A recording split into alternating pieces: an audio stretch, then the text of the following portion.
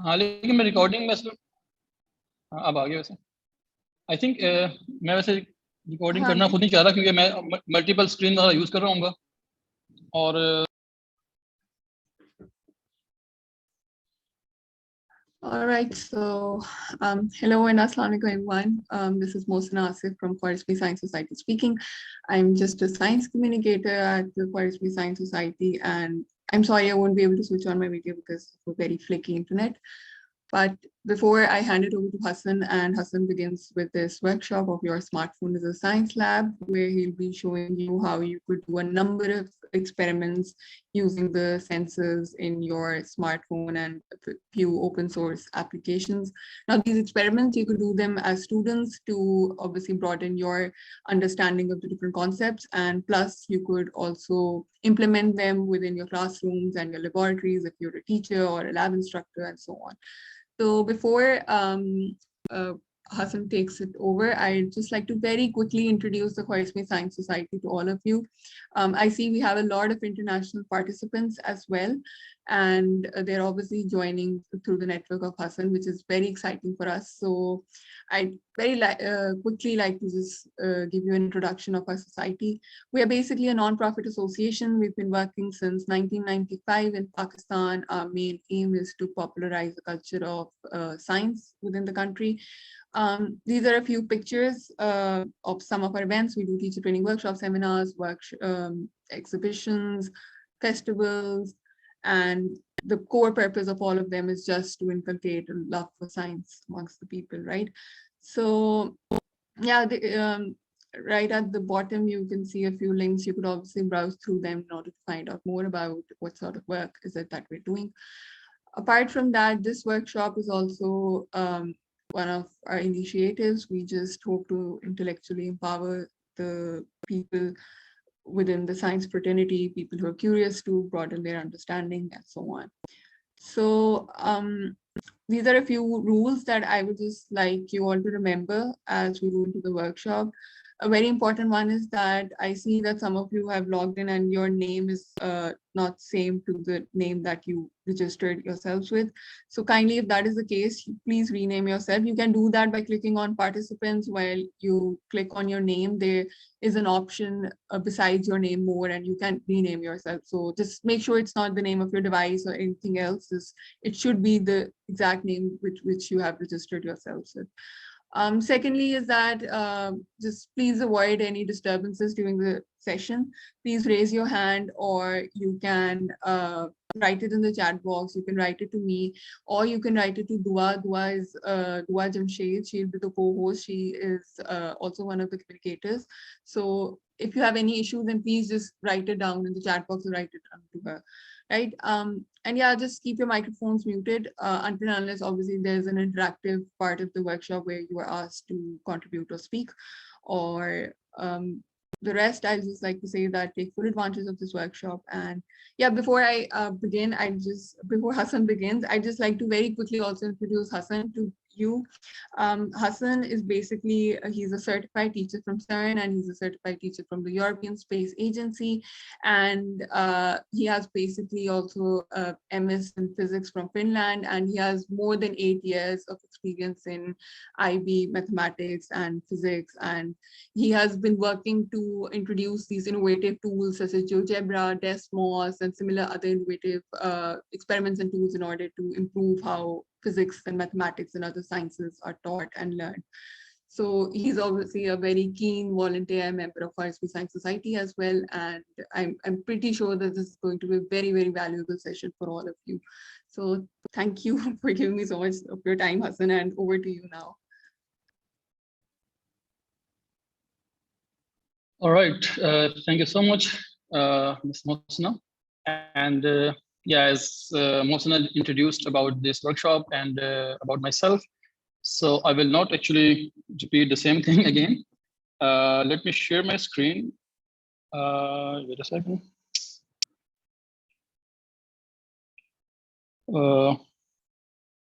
Just a second.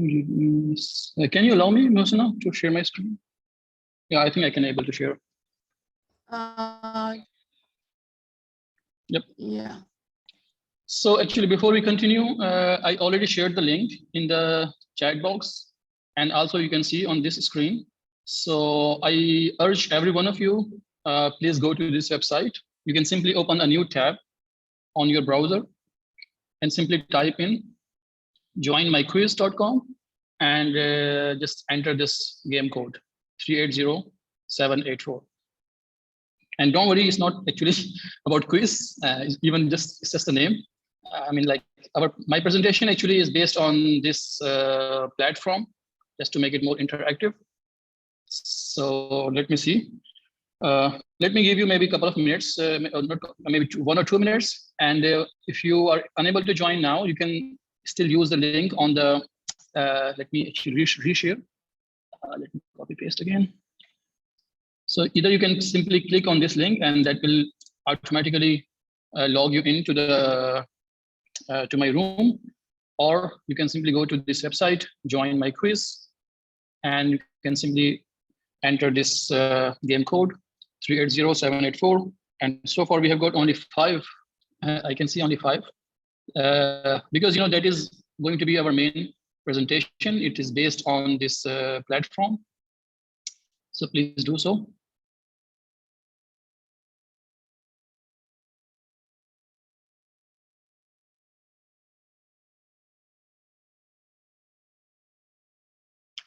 Okay, I'm going to start maybe in 30 seconds. And if you're still joining, you can still join, once we start the presentation. So let me actually start it right away. And for, you can still see the, the link here at the bottom. So you should be able to join it. And with this, let me continue our workshop for today. And the topic is your smartphone is a science lab. Let me quickly tell you a bit background of this. Why we chose this topic. So essentially, I've been teaching, as Mohsen discussed, in multiple places for 7-8 years. Recently, I am in Africa, and apparently, we have a comparatively less resources, if you compare with the schools or the institutions in Europe. So I found actually, I was looking for different innovative ideas to make education more accessible and at the same time more meaningful. So I also realized that, the smartphone, because the smartphone has dozens of sensors. And to be honest, in our physics labs or chemistry lab or biology lab, the sensors that we have there, they are even less accurate than the sensors we have in our phones. So I did some research, I talked with some, my colleagues, in different schools. And then we ended up making some kind of activities based on smartphone. And then I just realized I think it's a good time maybe to share my journey of learning how we can use smartphone and in the innovative way. Moreover, also let me tell you, this session, since it's like a 2 hours session, and it's going to be quite intensive. And since we have a variety of students or participants from all over the world, and so that means sometimes you might feel the information are like very basic, and sometimes you might find that they are very advanced. I mean, I will try my best to keep balance, but this can happen. So please bear with me, and I apologize beforehand. In the beginning, let me see how many of you have joined. Oh, we have still 5 participants. It's very important that you all join there, because there are some activities you will be doing on this platform. So please, can you all join this? Go to joinmyquiz.com and enter 380784. Please do so. Okay, let me continue. The thing is that in the next slide, you will also find on your screen, there are some questions. It's like an icebreaking question. So I want you to answer just to get ourselves more familiarize ourselves with each other, and also to get some statistics so that we can improve our workshop. Let me continue with this. So I think Mohsen already introduced you about myself. So let me just skip this slide. And now you will find 3 or 4 questions I want you to answer on your screen.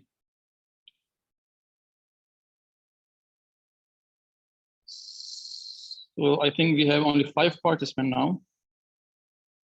But can you answer? And the one who are still joining, so please do join, because there will be more questions throughout the session, and you will have to be working on this. So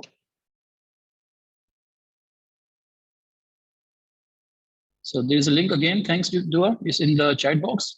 So please click on the link, and it will automatically take you. It will, the link will be open in a new browser or new tab, and you will be okay to work.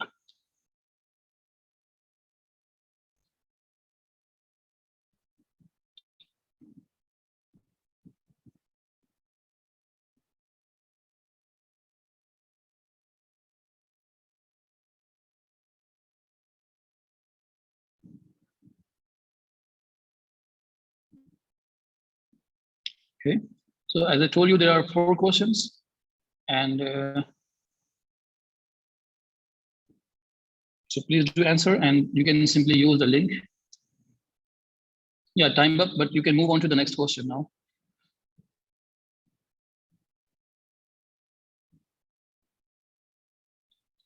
And again, it is very necessary that you join this link. You will find them very helpful and also very fun, by the way. It's very interactive. There will be questions, quizzes, games throughout the presentation. So just to ensure that, what we are learning, we are also able to, understand them and internalize the idea. So yeah. And again, if you have any difficulty in joining the quiz, do ask in the chat box, and Dua and myself are there to also support you.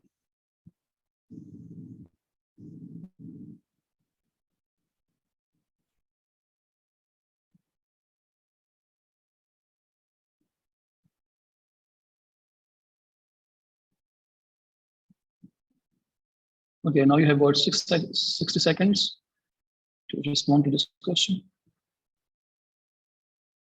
Hello? No voice? Are you able to hear me? Hasan आपकी voice clear है, ये उनकी side पे internet का problem होगा. Okay. Yeah, I think my voice is clear. I can see the signal. It might be that you have to recheck the internet at your end. We can hear 10 seconds. you. Thank you. Okay. The code actually is 380784. Let me write here again, 380784. You can see also on the screen. Yep. And then we have, I think it's the second last question. Let's see. So I think it's, this one is the last one. So which operating system your smartphone has? Is it Android, iOS? Is it Harmony, or is there anything else?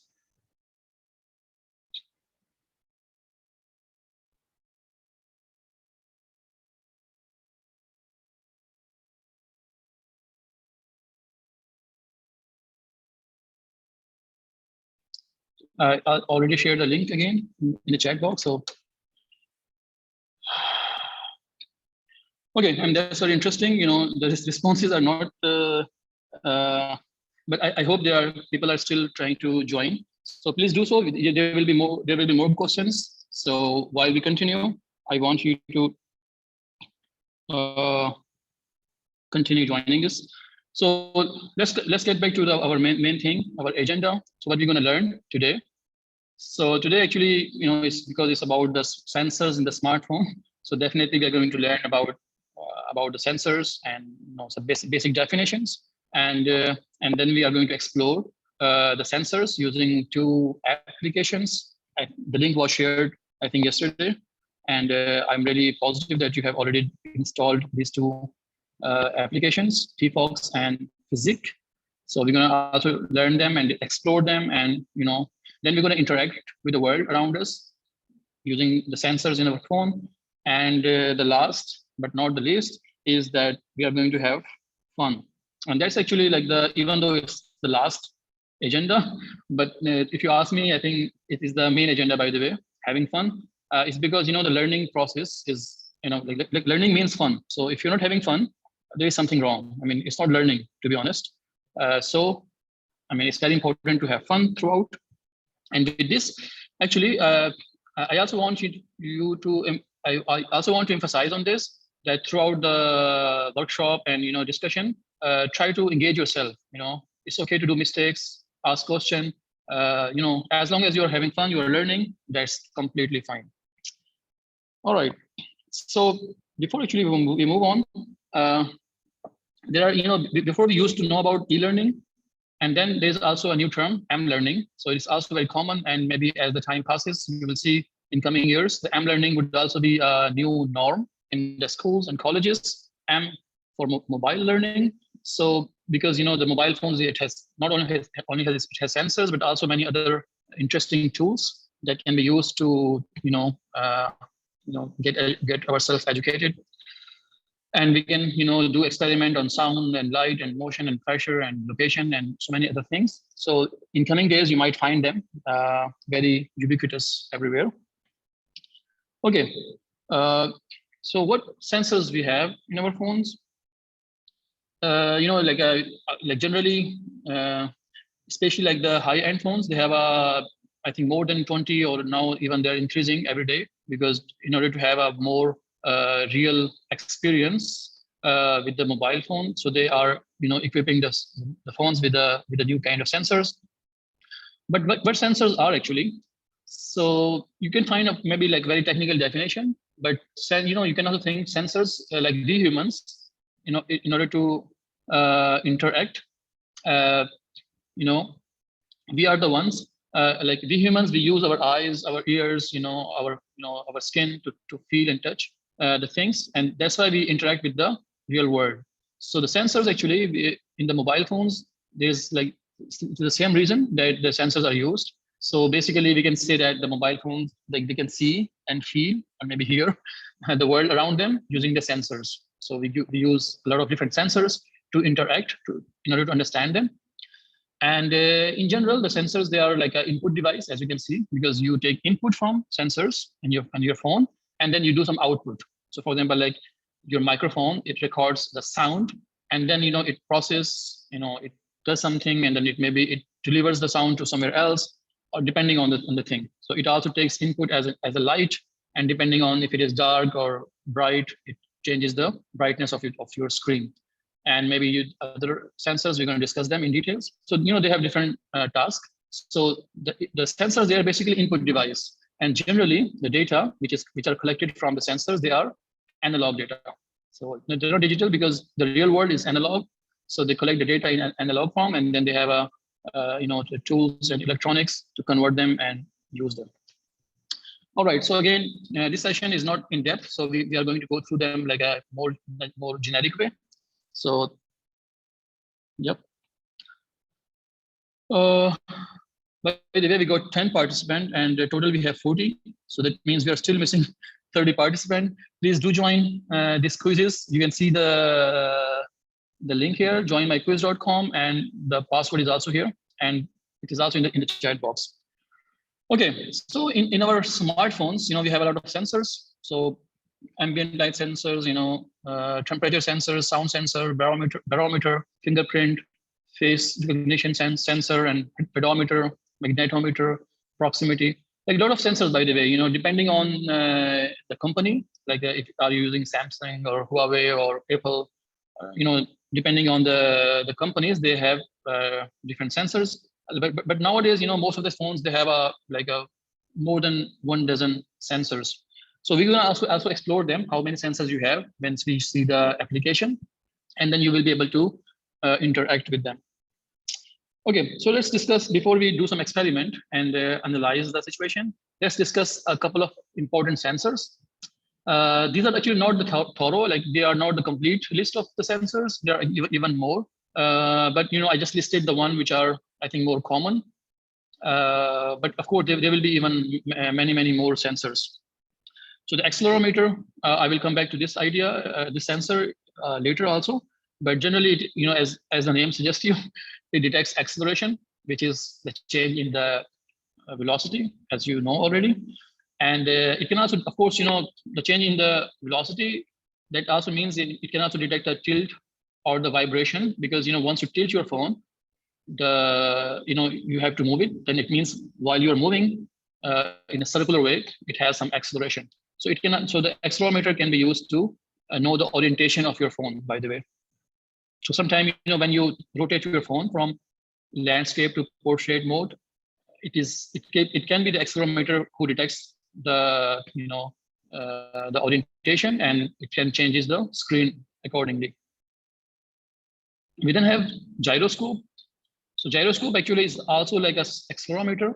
So the gyroscope also detects the acceleration, but generally it detects acceleration in the angular velocity. So it's more like rotating the object, and generally it is used in gaming or more complex situation. So most of the basic phones, like the low-end phone, they don't have gyrometer, they have only accelerometer. Okay, and then we have light sensors. Of course, light sensors, it detects light. Can someone tell me what is a light sensor, by the way, in our phone? Have you seen do you know the name of the light sensor? You can, of course, write down in the chat box if you want so. And again, please do join the quizzes. This platform, I can see only 11 students now. So I want more of you there. Piezoelectric sensor, of course, even like your camera is also like a light sensor, because it can also detect the light and so on. And of course, inside the camera, you have a lot of different built-in sensors. Someone has, yeah, please mute your mic. Yeah, lux meter and so on. But camera is also like a, light sensor. Then we have a proximity sensor. So the proximity sensor is something which measures how close we are to the phone, and it has also many functions. For example, if you're receiving a call, your screen turns the screen turns off to save the electricity, and also to avoid the mishap. You might unintentionally press something and it might be a problem. So the proximity sensor, which is again it has to be near the front camera. We have magnetometer, which is used, it has as you can see, with the magnets, so it can detect the magnetic field, especially like the Earth magnetic field, and using the compass and the GPS, so it is used to determine the location and on Google Maps, and also in different GPS settings. We have infrared sensor, and we also have pressure sensor, which the pressure sensor, like the second last one, is the sensor which is used to find the pressure in the room. And it's actually a very interesting sensor, because this sensor is essentially used to find out the altitude of a person. So for example, if you're traveling on the top of a mountain, and not just the mountain, but even if you're going, from the first floor to the third floor, or maybe the 10th floor, it is the barometer or the pressure sensor. It can use this, it can get the information, because as you know, once you go up in the air vertically, the pressure gets down. So depending on these values, it can also find out your location, your altitude, or your vertical position. So this is also very interesting. So somehow, if you want to go inside a big mall or a hospital, so this sensor can be used to tell you which floor to go, first floor, second floor, and so on. But again, unfortunately, this sensor is not in most of the low-end phones. You'll find them mostly in the high-end smartphones. We will do some experiment also on pressure sensor. Okay, last but not the least is a sound sensor, and that is our mic. So we're gonna actually most of the experiments will be based on sound sensor, because sound is, it's very easy for us to interact. Okay, next, I want you to have a quick look at this picture, and then make sure that you understand just for a couple of seconds. So you must know the position of those sensors, light sensor or the proximity sensor. They are actually, as you can see here, wait a second. Yeah, they are actually on the very front of the sensor. And then we have touch sensor, which is a touch screen. The microphone is at the bottom, and the communication, GSM and accelerometer, gyroscope, and the magnetometer and barometer, they're all inside the case. So you don't see them explicitly, but at least the proximity sensor or the light sensor, they are just here. And the camera is also a light sensor, and microphone, and so on. Okay, let's move on. Before actually we move on, I just want you to understand the difference between accelerometer and gyroscope. It's a bit confusing for some of you because generally they both detects the acceleration. The accelerometer, it generally detects the linear movement. So for example, if you're moving, if you're traveling in a car, or somehow if the motion is linear, it is accelerometer which is used to detect the the how much the acceleration is. And but the gyroscope basically, it measures all type of rotation. It's more precise, and it's not actually about movement. It's more about rotation. So it measures the angular velocity and so on. So in general, like in most of the phones, both accelerometer and gyroscope, they combine these two things together, and then they use the algorithm to find to get the output. So whenever we are finding the acceleration, generally it is the combination of both accelerometer and gyroscope. We're going to also explore them further. As you can see also in the picture, the gyroscope, it depends mainly on the spin and so on, but the accelerometer is more about the linear acceleration. So we're going to see more on this. So now you have 2 questions. So as you can see here, only there are 4 participants. Please, rest of you, because we have 44 on the Zoom right now. So please do join. Let me share the link again in the chat box. And let us know if you are having any issue in joining the quizzes.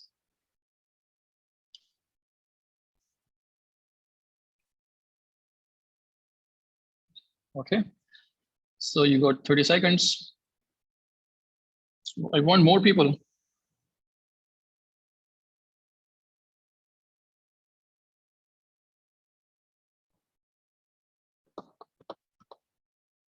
$18 seconds, and apparently there is no response. I don't know what is happening. Let me then move on to the next question in 10 seconds.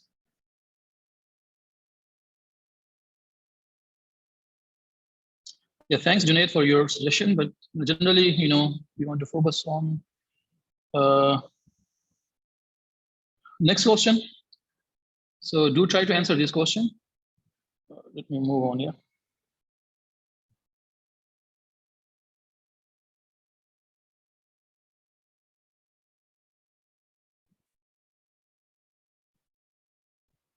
Okay. Junaid is saying that my response is not visible to you. Okay, let me see. Okay, let's continue with this FreeFox app. And as I told you, we're going to discuss and explore 2 apps. First one is FreeFox. The second one is Physic. Okay. No, I think your score. Okay, I will be able to see your score. From my account. But I see only 5 people have joined. What about the others? Can you tell me? Can you let me know if you're in the quizzes or not? Can you see your name? Because I see only 5 people. So I see only Fatima, Arsalan, Hasan, Zain, and Asif. Okay, that means somehow it is not showing me the full name then. Okay, I guess. Okay, it's fine then. So please, again, continue, Fernando. Thanks. So it might be there might be some glitch. It's actually I'm using my iPad. Maybe it's not very much compatible, but that's fine. I will be able to see. Okay, the FreeFox actually is also no problem, Taha. It will be okay because just try to attempt all the questions and you will be fine. Thank you. So the FreeFox actually is a German-based application and which is totally free and totally open source, which is also like very good. You can even find the source code. And that means you can also modify something and you can also add your own experiment. So I'm hoping most of you already have this this guy with you, and because in a while I'm going to show you how it works. But first, let's watch this video. It's only 1 minute video and you can watch on your own screen. Just click on the link. It will automatically, if you run there. So you watch on your own screen, okay?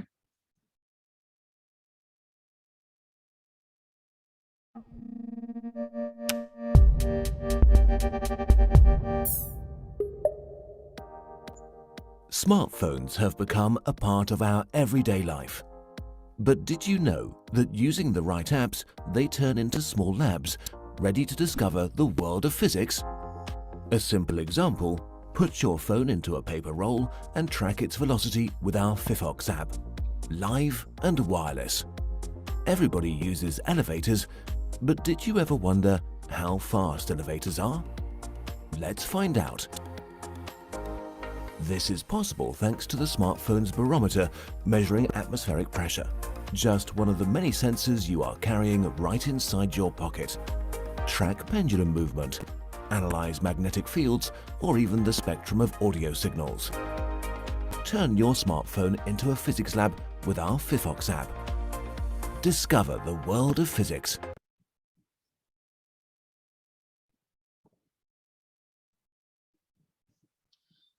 Okay, with this, let me actually also share my iPad screen, sorry, iPhone screen, and then we're gonna first we're gonna go through some of the properties of Phyphox app, and then we're gonna do some experiment together. Let me try to.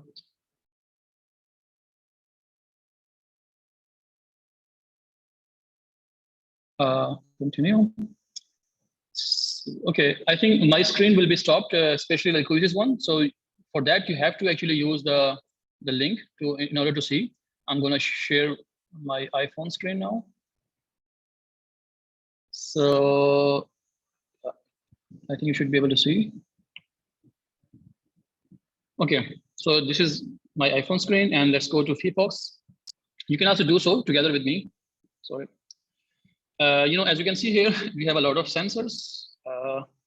So the first section is about raw sensors. So raw sensors mean, it just Phyphox quickly gets the data, the raw data from the sensors. And then here we have it acceleration. We also have acceleration with G and without G. Maybe we're going to discuss them again in a while. We have gyroscope again. We have light, and we have location, magnetometer, pressure. So are you able to see the pressure sensor? Maybe, as we discussed, pressure sensor is not in all the phones. So if you should be able to see the pressure sensor. If not, that means your phone does not have a pressure sensor, or maybe it does not. Okay, that's okay. You might need to, if you really want to do an experiment on pressure, then you might need to use another phone or something, or you have to upgrade. Sometimes, it also the case. Sometimes, the privacy thing. It does not allow the phone to, the Phyphox app to use the Phyphox to use the pressure sensor. And for that, actually, we're going to learn about the second application, physics, which is, generally it has some, algorithm, and you might be able to find the sensor there. So don't be disheartened at this moment. Actually, okay, but I can still show you. And you might see that, there's a light sensor, but light sensor, when I press here, it says the sensor light is not available. Usually this means that your device simply does not have this type of sensor, which is actually quite weird, like light sensor, everyone has, all the phones, they have light sensor, by the way. So actually it's because of the, I think it's iOS issue. If you're using the Apple phones, so they have this problem. They are strict in their privacy. So they don't allow maybe some application to use the sensor. But I hope if you are using the Android, we have to use the Android. If you're using the Android, I think it won't be a problem. Yeah, but I think that's fine. The thing is that the second application, Phyphox, or can someone tell me if you have an iPhone and you still have the light sensor active? I just want to know, because mine is iPhone, and unfortunately, that's the perks of having, this kind of phones. But generally, Android, they are more generous in allowing the, okay, BlackBerry, nice, perfect. But again, don't worry, there are some other tools, some other application, we can use those things to exploit the idea. So of course, in Vivo, actually in all the Android phone, I think the light sensor would work. It is only iPhones, or maybe with some updates, it does not really work, because I think the Apple does not allow Phyphox to use the light sensor. But again, don't worry, the second application, physics, would let somehow it has a way to use the light sensor. Okay, let's move on. Perfect, Fatima. And then we have acoustics. The first one actually was the raw sensor. Then we have acoustics. Acoustics actually is all about sound. And you can see here, we have audio amplitude. So you can find out the amplitude of the sound. And you might know that the amplitude is measured in decibels. So you can also measure the sound amplitude. If I keep it close to my mouth, you see the reading are increasing, and so on. We can also see we also have to calibrate. So I'm just showing you around. Let me leave this guy. We also have actually the audio autocorrelation and audio scope. By the way, audio scope I think is something same as oscilloscope. So I think this oscilloscope, you might have seen this machine. It's like a huge, I think this was actually like a main part of the physics lab, the big oscilloscope, and you always using the knob to adjust the signals, and your phone just has it in front of you. And the good thing actually, if you simply again change the orientation of your phone like this, you see the data in a more clean way. And if I play this guy, and I see a lot of interesting data, and that depends actually on the time. So it's like an oscilloscope. And by the way, the accuracy of this oscilloscope is, I think, more than the machine, the oscilloscope we are using in the physics lab. So it's also very interesting. That also depends on the type of phones you are using, but generally the accuracy is more than the tools you have in your phones. If you want to know more about how it works and what exactly it is, the good thing in phyphox is that these 3 dots. If you click on this 3 dot, it says it gives you a couple of more options: experiment info, export data, screenshot, and timed run. So enable remote access and save experiment state.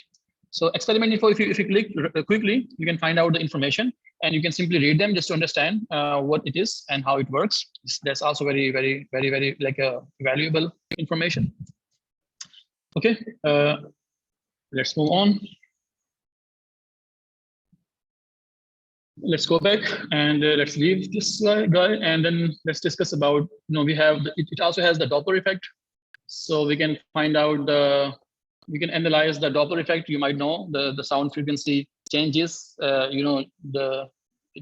depending on the source, and frequency history, and the sonar, which we're going to discuss also in a while. Sonar is, you might know, is the sound navigation and ranging, which is used to find the distance of something. For example, generally it is used to measure the depth of the sea or the ocean. And you can use this also if you live nearby the ocean or river. You can somehow try to find out, or even we can watch a nice video also about this, how we can find the distance of some particular things using the sonar. Tone generator, more on this. Applause meter, elevator, high day. Actually, this is something, okay, we can discuss later. Centripetal acceleration, pendulum, spring, acoustic stopwatch, and motion. So basically it has a lot of things, and to be honest, I cannot go through all of them right now in this workshop. The idea is to for you to just have a look. Maybe later on we are actually planning to have a more in-depth and intensive sessions. We're going to discover, maybe focus only on one particular sensor, and we're going to learn them in details.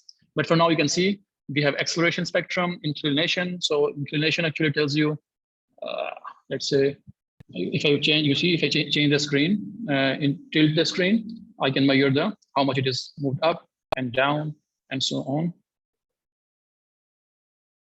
So it can also, you see it has actually not 3, 1, 2, 3, 4 options. So yeah, thanks, Dua. So please do explore the, that's why, I'm spending a couple of minutes. So together with me, just have fun, again, as I told you, you have to have fun. So you can simply go through some of the sensors and just play with it. And you can also listen to me. Of course, you can do multitask. Do we have to download all these files for seeing results of experiment? Not at all. You simply have to install the application phyphox, and the link is already given to you on the email we sent yesterday. So once you have the thing, then basically this data right now, since as you can see here, if I move the phone, I can change the data. I can also measure the plane tilt and upright and side and flat and so on. So it has a lot of options. Let's go back. And come on, this. So it also has the proximity smartwatch. So using this kind of sensors, let me just quickly tell you, you can find out, as I told you, you can find out the distance, if like distance of, or maybe the how deep a sea is. Like you can use the sonar to find out, or maybe any other object. You can find out the air pressure, maybe in your room, or you can even find out the height of a building. You can simply find the pressure at the first floor and the pressure at the top floor of the building, and using the pressure difference, you should be able to find out the you should be able to find out the height. Okay, so let's do a couple of experiment together. But before we do so, I want to tell you one more thing, which is, let's go to the pressure sensor. Oh, you don't have it, but let me still show you. The pressure value, the graph, if I simply click here, I see the graph of the pressure on my phone. If I move it up and down, the pressure would change. You see the graph is changing.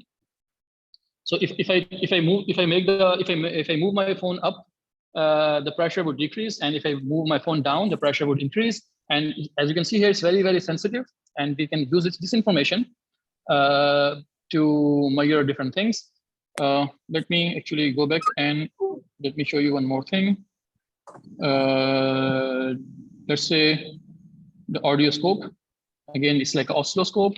So let me put it here. And sometimes you want to, you can see the data on your phone, but let's say if you're using your phone as an instrument, so sometimes it's not easy for you to see what is happening on your screen. So for example, if you're using your phone as a pendulum, so you cannot see the values on your phone. So a good thing about this app is that if I click on this 3 dot, and I want you to go, all of you to do the same thing.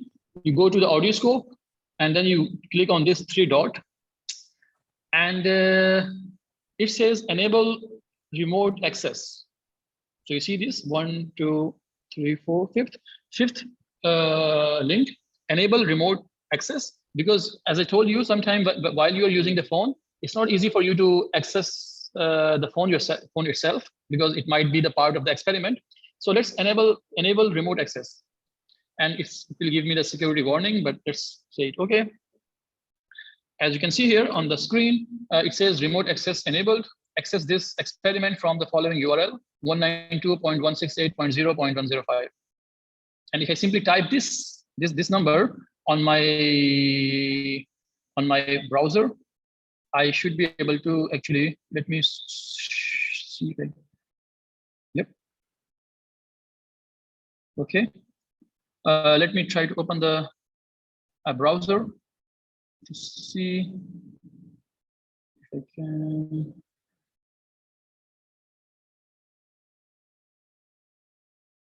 Just a second. Come on.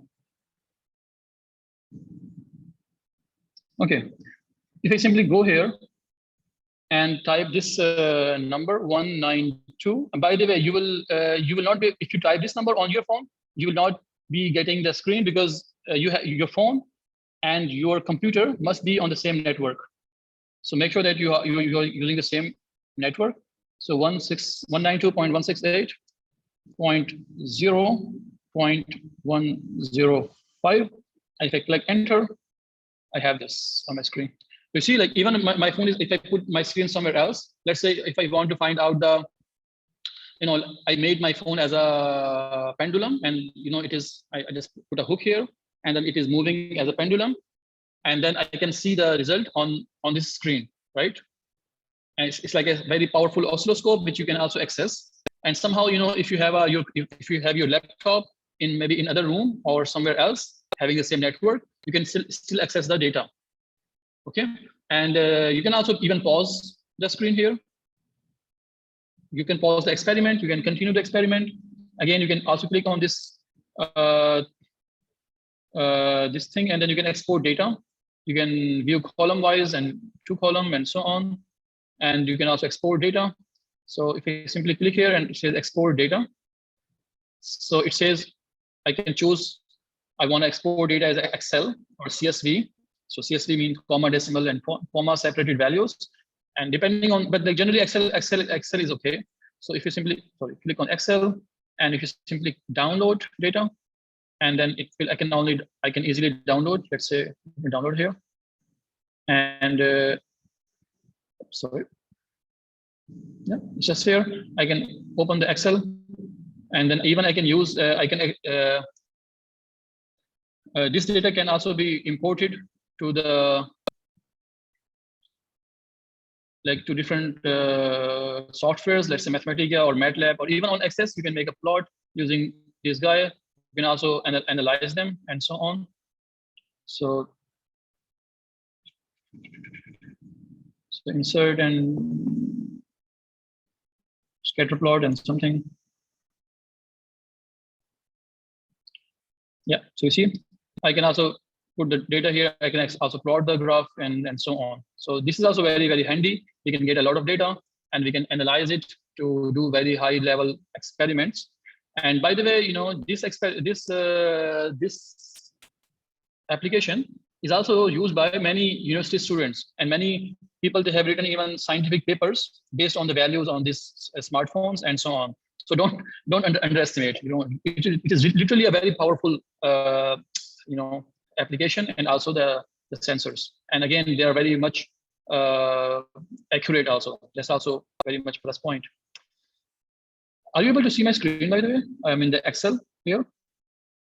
Can you simply tell me in the chat box very quickly? Perfect. Okay. Let me go back to the phone. So here I have, and let me simply share my screen. Where's my phone? Yeah.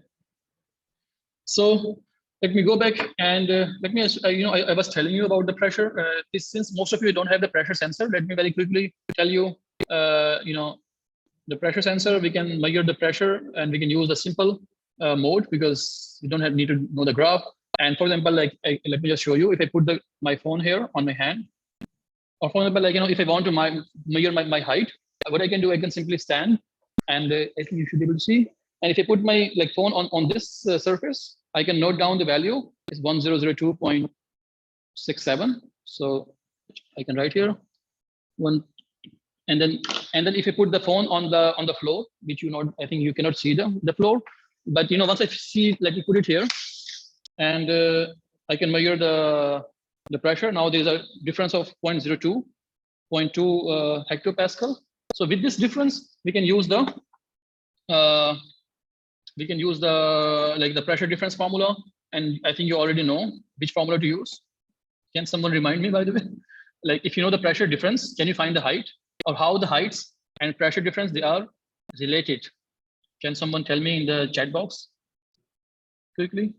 And meanwhile, let me find out how to share my screen.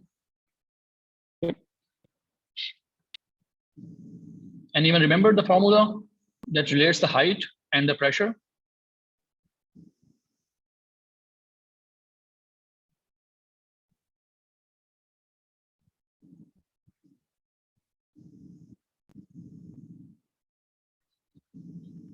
Okay, I guess I need to disconnect this guy.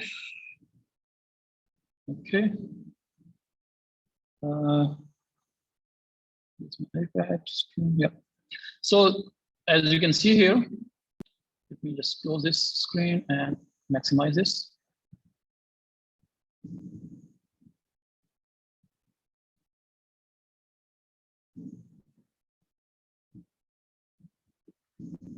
Yeah. So the pressure sensor, you know, the delta P equals the height times the density of the air times the gravitational acceleration. So we can simply find out the pressure at two different spots. Yes, if it is a table, we can find the pressure 2 and pressure 1. So simply by finding, so once you know the change in the pressure, P2 minus P1, we can simply, yeah, thanks Samia Amir for your answer. So, you know, H equals delta P and so on. So once we know this pressure difference, we can find out the height of the table. And as you can see here, the height of the table, I mean, it's not a like very, I mean, the pressure sensor is so sensitive that it can detect the difference in the pressure between these two. But while you're finding so, make sure that the temperature is constant, because it also depends on the temperature, and there is no wind or something. So just make sure that other parameters, they are controlled. You can even use, if you're using for the whole building, I think it's much better, because then you will have like there will be some less error, by the way, but it is very accurate. Okay, and since most of you don't have the pressure sensor, let's not do this experiment, but I think you can see it. Yeah. Let's move on to the next guy. Sonar, as we discussed, because of the sound sensor, your phone has the capacity to emit sound because from the speaker, and it can also detect the sound from the microphone. So that means it is in the sonar, it is sound navigation and ranging. What happens? I mean, the idea is very simple. There is a source, and that emit a sound wave, and then, for example, as you can see here, this dolphin, it also uses it's called echolocation technique. So it emits sound from somewhere, and it hits maybe a fish in the sea, and the sound comes back like this. And because of the sound that travels in a medium with a constant speed, approximately. So with since the speed already, and from the time, because if you remember, distance equals v times the time.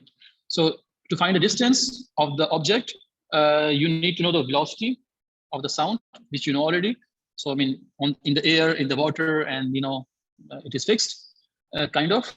And then the time, for example, so this is actually like something dolphins somehow they measure the time, how much time it took for the wave to hit and comes back. So and then you have to divide by 2, because the time it takes, it goes and back and forth. Same idea, of course, same principle is used in submarines or some other things. It can also detect if something is up or something is down. And this is also very, very crucial. It is because if you don't know, you might hit the iceberg, or maybe the bottom of the ocean, and so on. So it has very, very very high level applications, sonar. Next actually is a video, maybe because it's more like an engaged experiment. That's why I want you to watch this video on your screen. It will take only 3 minutes or so, and then we're going to continue.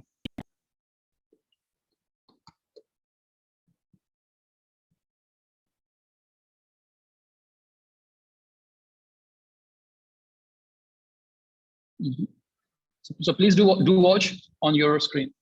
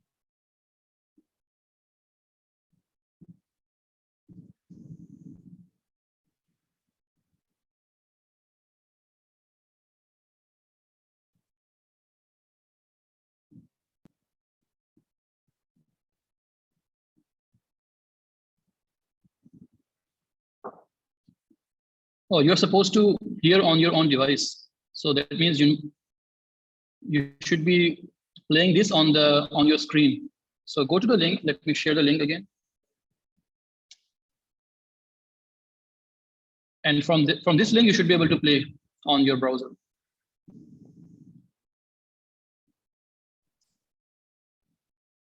Okay.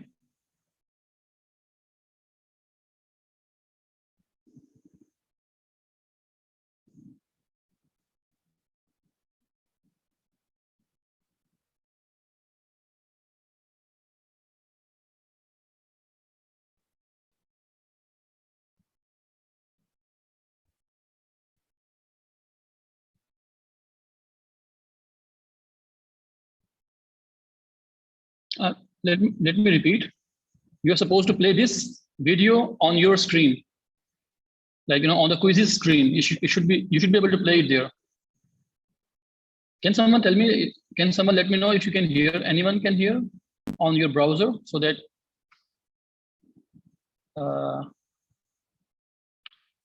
Okay, yeah. So I think you should be able to see it. So you just have to play the video on your browser, on the quizzes thing. Yeah.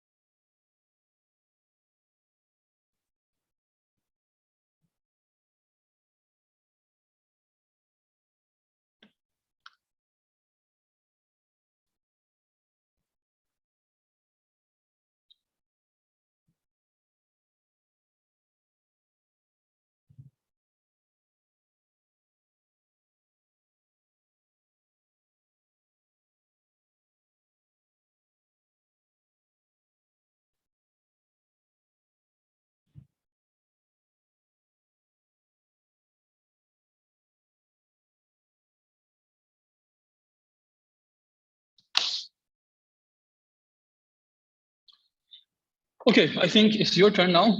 I think you get some idea how it works. I want you to try the 3 experiment or demonstration. So let's do it together. So I want you to maybe go to the raw sensor and then go to pressure and simple. If you don't see the pressure sensor, you can simply skip to the next one.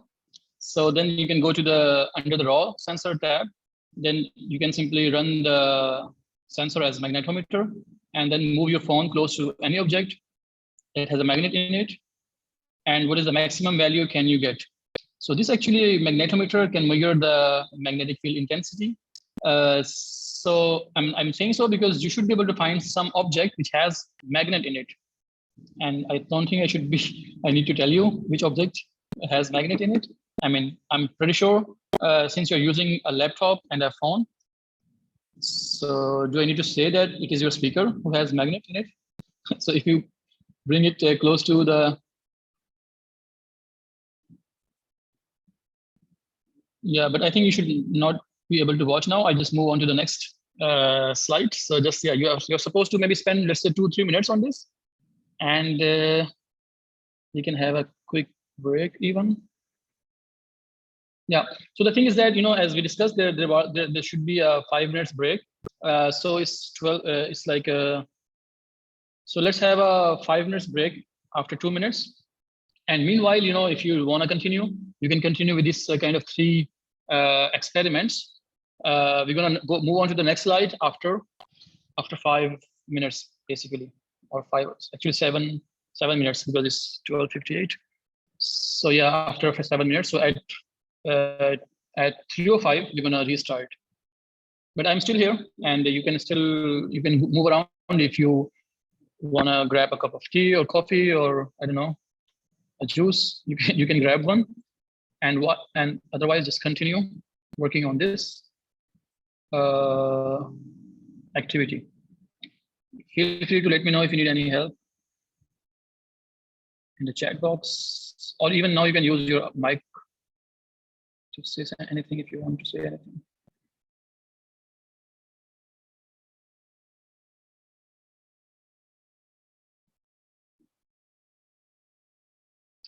I think you don't need to pause the recording. It can be because last time when you did so, there was a problem.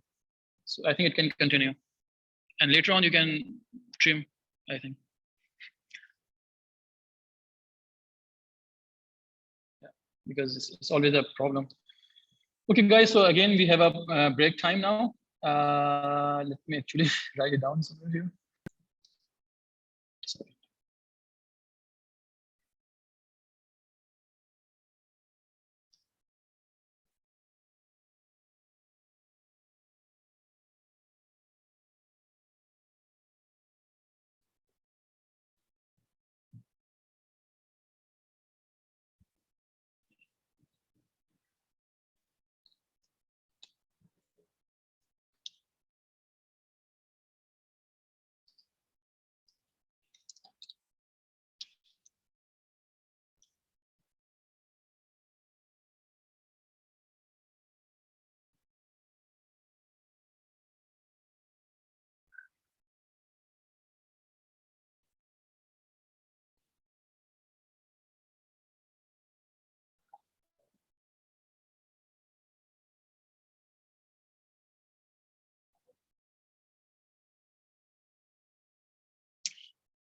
Okay, I think we have some questions. We can also, I can also try to answer. So Junaid is asking which sensor can be used to detect the number of steps taken, like in smart watches. Actually, that sensor is called pedometer, like pedometer, and which is also a combination of accelerometer, because it can count out, it can count. So that sensor is called basically pedometer, which is used to find out the number of counts in the smartwatch. Also, your phone can also measure actually number of counts. I think if you have, generally the phones have those kind of things. Okay, Abdul Hafiz is asking, please share some chemistry apps. So chemistry apps, like generally, the apps are just neutral, even though the name is phyphox. So don't be confused with only with physics. It's all about sensors. So like we have to find out how we can use them in chemistry, right? Like even like phyphox or maybe the second app which we're gonna discover. Yeah, actually for pedometer, it is missing, but I think you can maybe find out on the Google Play or App Store, and you can play with it. But I think in the physics, the second app, can you go and then check? It might be there. I don't remember because I never use it. Or what you can do, you can also make your own. I can also share with you the link how you can tweak some of the other sensors to make it run as a pedometer. Okay, and for chemistry, actually, let me tell you, because in chemistry, I can remember I didn't do chemistry experiment myself, but I can see, I can think, because there are some experiments. Actually, there are many. Which can you do? They change the color. I think I don't remember, but there are once you mix some experiment, there are two chemicals in the water or acid, base, and this and that. They change the colors, right? So since the color can be measured, we have the color sensor, the light sensor. So since the color can be measured and it can measure the color very, very accurately, you can also tell. There are actually some applications which you can use to do the chemical activities, and it can tell you how like how much reaction has been done and so on. But if you really need any more help, you can approach me individually later on. I can also send you some more links for specifically for chemistry. There are actually, by the way, but I never used it myself. We got 2 more minutes, by the way.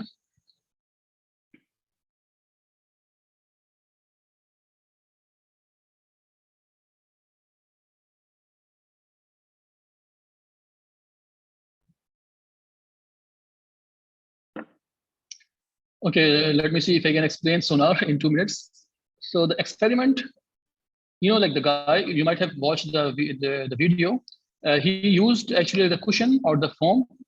The thing is that if you actually the last part, yeah, how to say it? Like when your phone, it emits a chirp. Chirp is a sound. Basically it's like a it's a combination of 5 different sounds. So it emits that sound, and when it hit any obstacle, it reflects back, because the sound is a wave, right? So the wave has a reflection property. When the waves hit any object, it reflects. So the sound waves also does so, and simply finding out how long it took the sound wave to come back, the sensor can evaluate this information to find out the distance. Make sense? It's a simple formula. D equals V times T. So distance equals velocity of the wave, which is the sound. We know the velocity of the sound, 340 approximately meter per second, and we multiply by the time it took the wave to hit the object and comes back. Actually, let me also discuss I think it's the time. So thank you, Samia Amir. Maybe let me also discuss the third one. Under the acoustic section, go to sonar and then echolocation. Play the experiment. What sound do you hear? What do peaks represent in the graph? Let me see if I can. Yeah.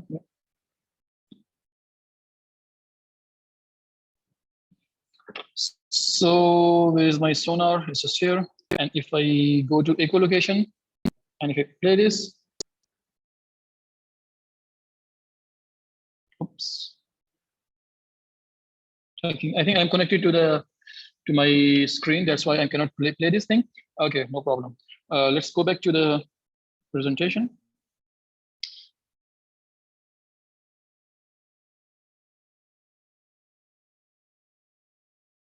Yep. And so play the experiment. What sound do you hear? So like the sound which you hear is called chirp sound, CHIRP.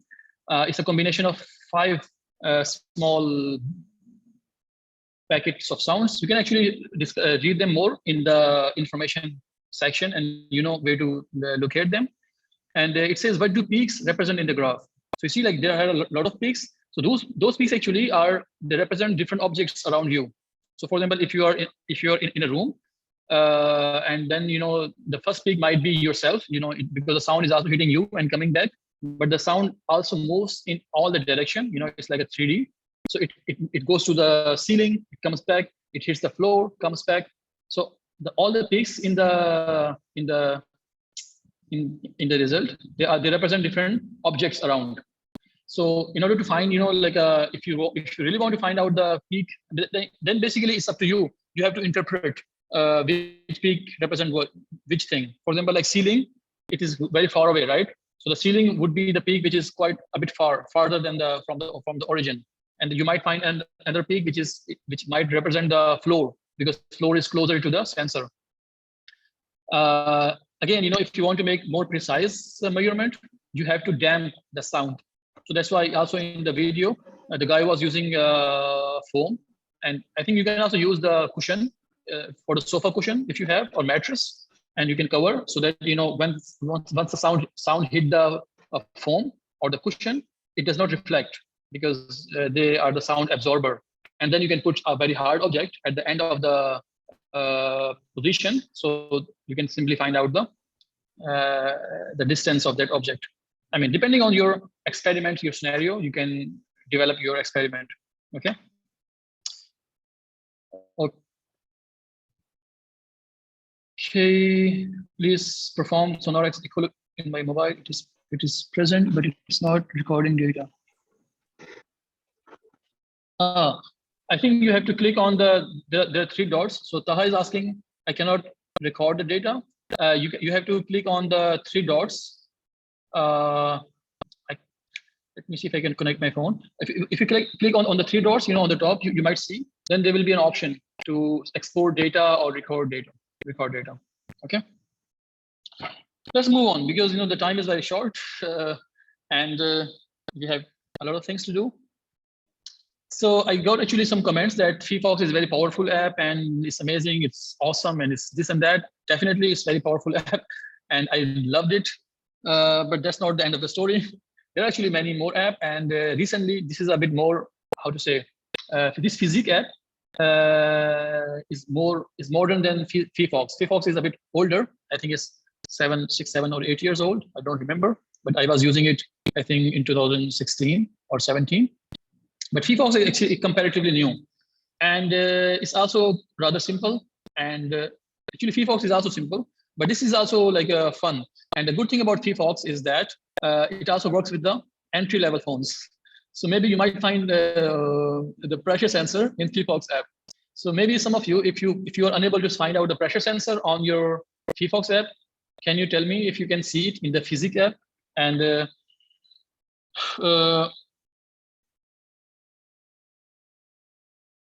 okay, there are features, but I think their text is not very much. It doesn't look very nice for some reason, but that's fine. The phyphox actually, it records more than 30 physical indicators or experiments. It also has a notebook. Like for example, like in phyphox app, you can record it, you can perform data, then you have to export the data to interpret maybe further and make some graphing. But the good thing about physics app, you can also make a graph inside the application. Yeah, it's also very interesting. So you don't need extra external devices. You can simply use one phone for all things. Actually, let me go back. So you can do actually more than 40 physical measurements, and maybe they might be adding even more in the new updates. So in accelerometer, you can measure like 7 different kind of values. In GPS, you can find the latitude, longitude, precision, speed, altitude. Then they also have inclinometer, they have gyroscope, microscope, colorimeter, which is colors, it's like a light sensor, luxmeter, pedometer. Oh, they have it actually. I think someone was asking about pedometer. So this guy, they have it. Can you let me know? I think it was Junaid or something. If it works on your phone, the pedometer. And then you have theodolite and azimuthal and elevation. So it's more about the angle and this and that. A lot of things to discuss. Let's move on because we have not much time.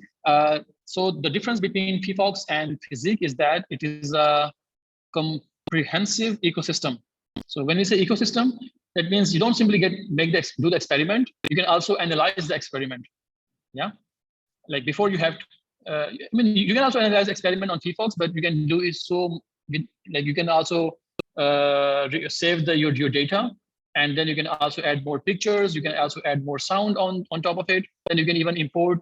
You can even create your PDF right away inside the application, and then you can share the PDF.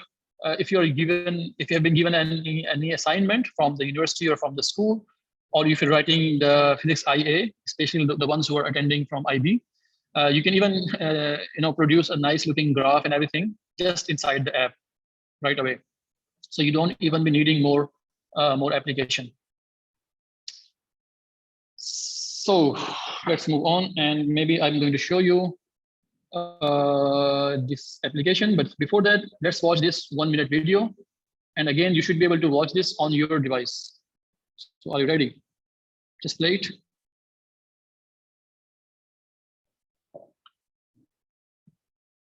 So it's only 60 seconds video.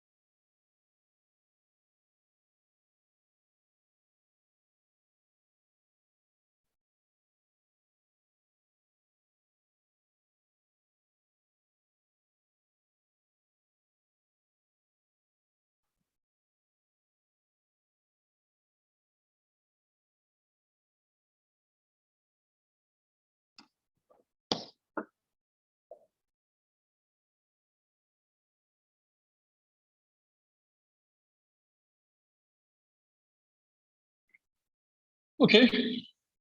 The thing is that I was using PFOX like extensively, but then when I came across with this application physics, I really liked it because as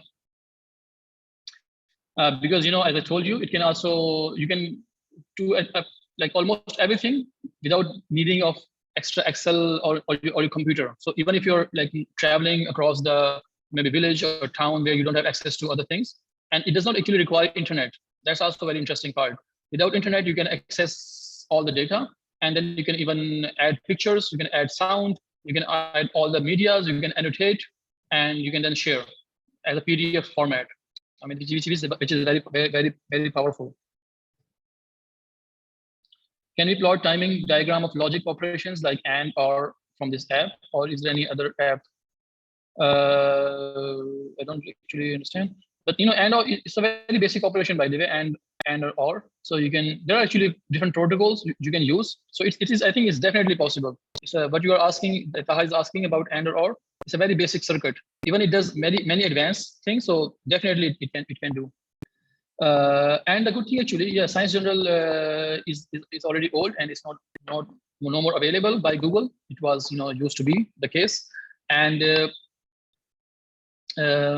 yep. And plus, actually, very interestingly, you can also connect external sensors using the Bluetooth. That's also a very interesting thing. You can also connect external, if you have Arduino sensors, so you can also use it, by the way. So if you really want to dive deeper, you can do so a lot of things. but maybe that is actually can be a topic for maybe for any other workshop, like in-depth one. But for now, let's move on. Actually, so Taha is asking about square wave timing diagrams. I mean, if you want to generate the square waves or other waves, you can do so. Actually, let me show you right away. Let me actually share my screen. For now, let me see if I can do it. I'm going to share my screen, and then we're going to discuss some of the property of the physics app, and then we will do some experiment together. Are you able to see my screen now? Can you see my screen? Because now I think it shows both. Do you see my iPhone screen and physics app there? Yep, thank you. Okay, perfect. So we have actually, basically next task actually to understand about accelerometer, and we have discussed already. But before we do so, let me go through this application. As you can see here, it might look a bit different. Can you also see my video, by the way? Can you see the right here? Yes. No, perfect. Okay. Sorry. That's nice. So basically, you see this is the first the home screen, and you must understand there are 4 things: protocols, notebooks. Actually, let me delete all of them. Sorry. You see, like I have recorded all this data on my notebook. That means I can have it recorded, and I can analyze them. I can add more things, but I will discuss them in detail. Actually, let me keep it, by the way. So this is the first thing is protocol. It's also a very powerful tool, especially if you're a teacher. You can use it. For example, like there's some assignment, a robot on Mars, and there are some steps. You can also assign your students to work on this. There are some, for example, like go outside, use this measuring instrument, and record the linear movement of your cell phones over a distance of approximately 150 steps, and so on. And then it's a very kind of pedagogically very engaging activity. You can also create your own protocols. Let me go back to protocol. Come on. Yeah. So there are some built-in, but then you can always create your own. You can click on this plus sign. Let me just remove this guy. Okay. All right. So you can scan a QR code and create a new protocol. Find protocols on the internet. There are many protocols available. By the way, don't be confused with the name. Protocol simply means experiment. I think it's a French, company, French people who made this. So I think it's like experiment. Maybe you might be familiar with the word experiment. So you can find built-in experiments to assign to your students, or for you, or even for yourself if you want to explore. For example, it also has very interesting things: a bubble without noise, astronauts and ringers, calculate the speed of light, learn the sound spectrum and white noise, and so on. So the protocol, which we won't be discussing them much here. The notebook is very powerful, but before we notebook, this is the instrument, the middle one, instrument. That is actually all your sensors are resting. I mean, you have the list of sensors inside your instrument, because now they're not simply sensors, they are a instrument now. Okay. So if you press on this plus sign, now we have this text, spreadsheet, and photo. We can simply add them.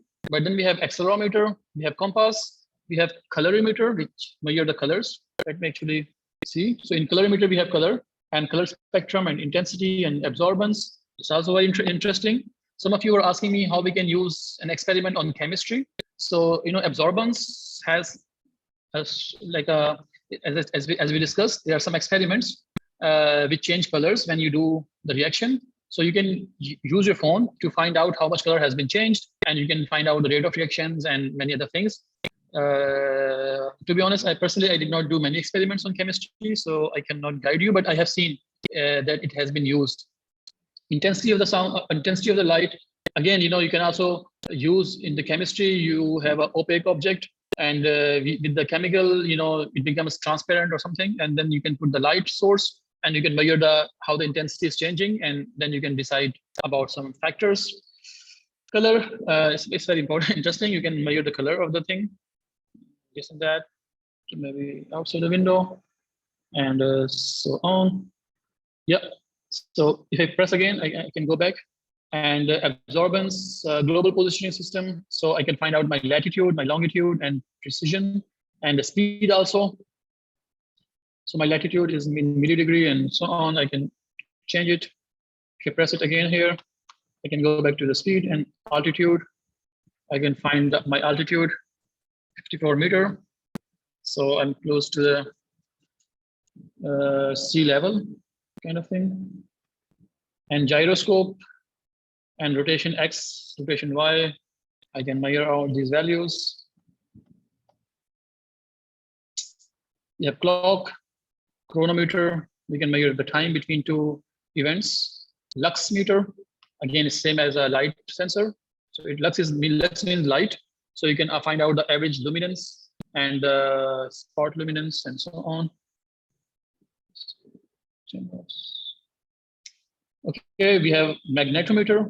So we have magnetic field, and you see it's given in millitesla. So Tesla, 1 Tesla is very big, it's a huge unit, a big unit. So you must be getting the values in millitesla and even micro Tesla. But if I bring it closer to my screen, so at the speaker, as you see, the values are increasing. Let's go back. We have a microphone and pedometer. So number of steps we can find out. And because some of you were asking, I can even go to this I thing. You see in the top, we have I. If you click here, then it also tells you the description. So you don't have to actually go, you have to, in order to explore, you simply need this application, and it does not work with internet. It can work without internet, so you can simply read them. So the pedometer is an instrument that measures the number of steps you can travel. And this calculation is made using data from the accelerometer, which detects if your movement seems to indicate that you are walking. So, accelerometer, it measures a tilt. So once you have this inside your pocket, and, because it can sense the pattern when the human walks, they tilt the way. So it can use this idea to make this pedometer. This is also the same thing which is used also in your smartwatch. But you see, you can also use your phone. And this also gives you an idea, how it works. And it really opens up a new way of thinking, especially if you are a high school student, or even if you are a university students. You go in depth and you analyze, and you feel more confident. Okay. So we have got pedometer and microphone and pressure sensor. Okay, there's a good question. Pressure sensor. Oh, that's interesting. So Fatima is asking where is pressure sensor. It seems I don't find it here. I think it's because it is built in the altitude maybe. Let me see. It's because as the physique app is focused more towards the low end phones, because the purpose of their of this app is to make it accessible to all the students. So that's why they might not have put this, but I think it can be inside the, what is that? Altitude. Let me see.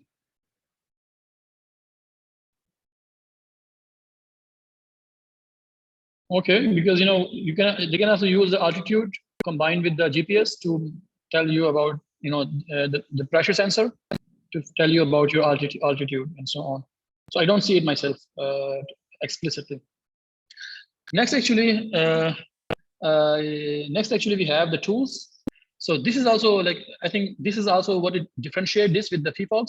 So tools is also very important. This is like how to say, you have a, once you understand the tools, this is like having a oscilloscope or a lot of frequency generator, signal generator, lot of things inside your on your palm. So like a dual screen, you can measure 2 data simultaneously, which is also very interesting and also very powerful. Synthesizer. Let's have a quick look on this. Let me see if you can hear the voice.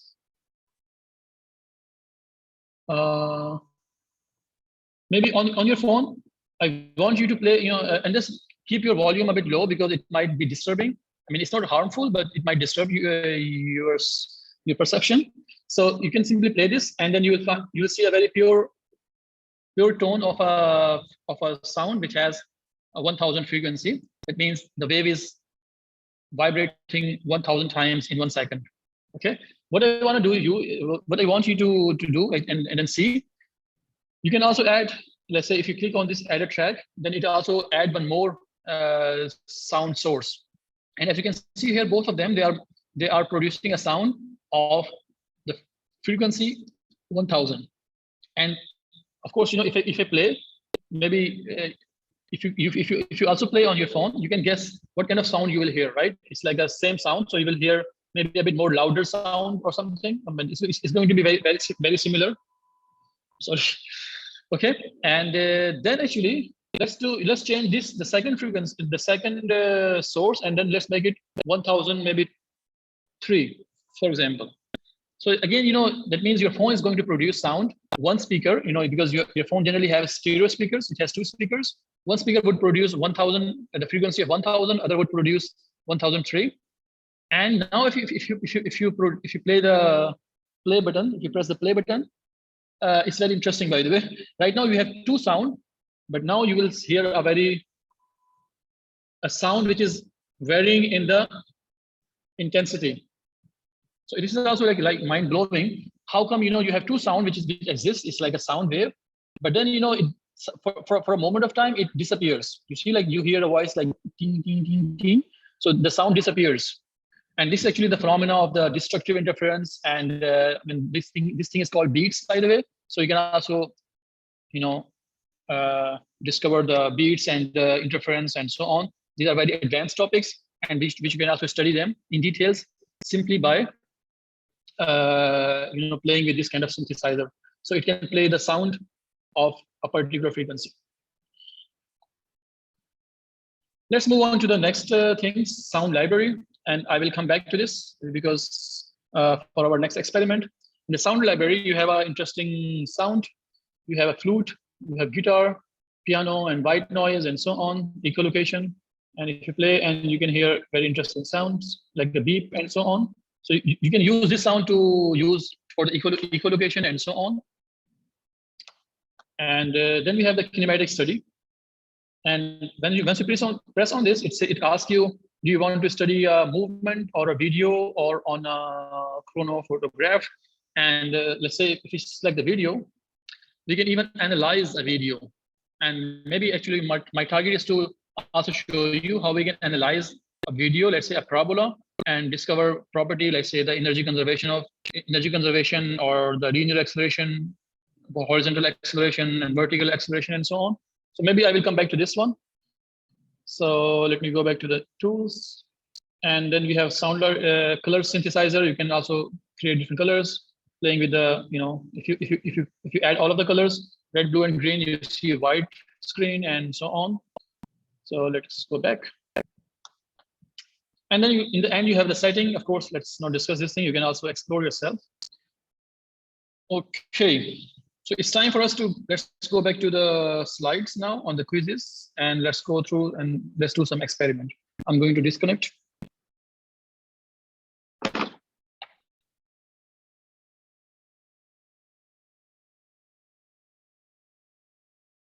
All right. So the accelerometer is, we have learned, it's it tells you about the linear acceleration. And what is that? Let's move on. Let me actually skip some of the slides. I want, wait a second. So if you go to the accelerometer on your Physic app, so please, all of you do so. Go to the Physic app and then go to the instrument and press this guy and find the sound thing down, further down. Microphone, sorry. No, not microphone. I think you have to go to the accelerometer, which is up. Yeah, I think it's the first one. And you know, there are 7 different types of acceleration: linear acceleration and Y and X, Y, and Z, and then you have acceleration and so on. I want you to press on the middle one. You see, it says norm of acceleration with g in meter per second square. That means it gives you the overall acceleration. It will use because acceleration is a vector, so it finds out the x component, y component, and z component using the Pythagoras, and it gives you the overall acceleration. So you see this the mid one, right? The fourth one, and it says acceleration. Let me put here. If I click on this, I get this value. So do you all get this value? Okay.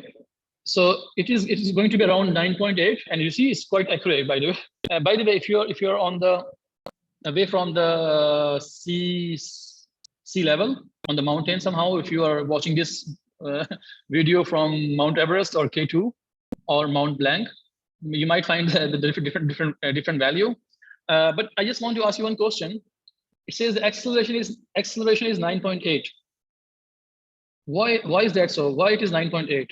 Do you think the phone is moving with 9.8 meter per second squared? Isn't it like interesting? Why the acceleration right now is 9.8? Like it should be 0, because acceleration means something is changing its position. But apparently when I put it on my hand, it does not, I mean, it's not moving, right? But I still see the acceleration as 9.8.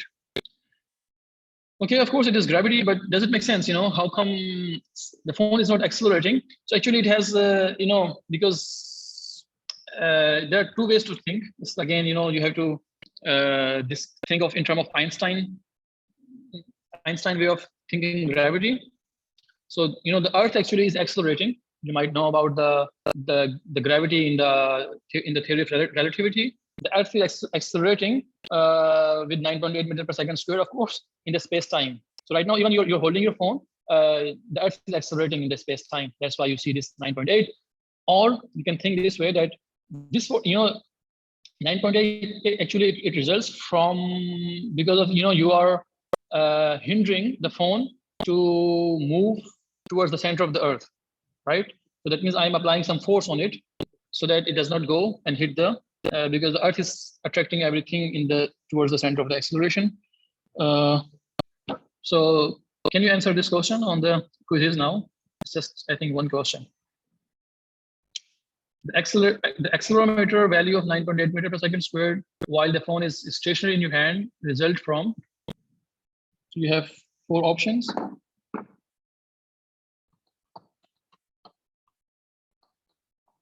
You got 10 seconds to answer.